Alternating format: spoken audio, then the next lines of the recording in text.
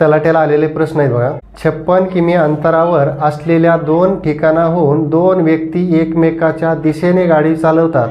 पहिला व्यक्तीचा वेग 12 किमी आहे आणि दुसऱ्या व्यक्तीचा 14 किमी आहे. जर त्यांनी एकाच वेळी काय सांगितलं, एकाच वेळी गाडी चालवण्यास सुरुवात केली तर ते किती कालावधीनंतर एकमेकापासून 4 किमी अंतरावर राहतील. प्रश्न काय दिला आहे, एकूण अंतर दिलं त्यांनी. एकूण अंतर किती, 56 किलोमीटर. हे 56 किलोमीटर आहे बघा. पहिला व्यक्ती किती प्रति तासाने निघला आहे, 12 प्रति तास. दुसरा व्यक्ती कोण निघला आहे, आता हा ए व्यक्ती, हा बी व्यक्ती. त्यांनी काय सांगितलं आहे, मध्ये 4 किलोमीटरचे अंतर आहे, हे किती वेळानंतर राहील. दोन्ही एक सोबत सुटणार आहेत. एक सोबत सुटल्यानंतर मध्ये राहणारं जे 4 किलोमीटर अंतर आहे, हे 4 किलोमीटर अंतर, हे 4 किलोमीटर जे अंतर आहे हे किती वेळानंतर राहील.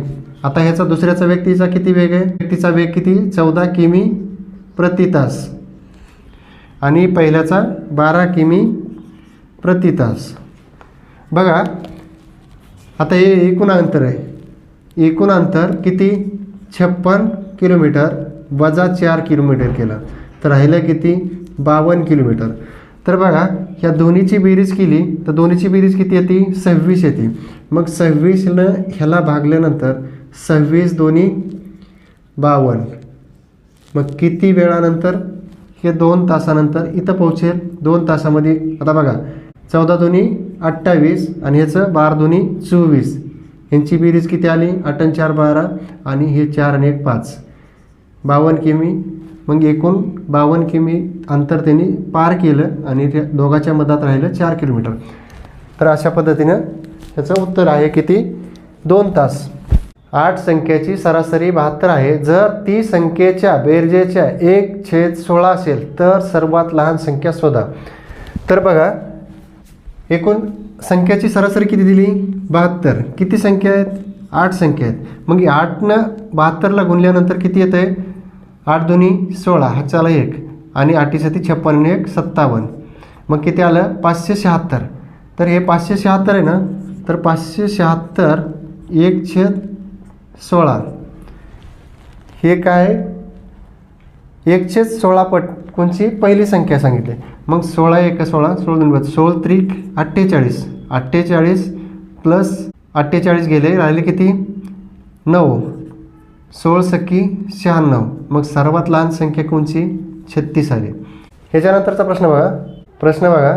एक झांजाचा वेग स्थिर पाण्यामध्ये प्रवाहाच्या 12 किमी प्रति तास जास्त आहे आणि झांजाचा प्रवाहाच्या विरुद्ध दिशेने असलेला वेग आणि झांजाचा प्रवाहाच्या दिशेने असलेला वेग यातील गुणोत्तर 2:5 आहे.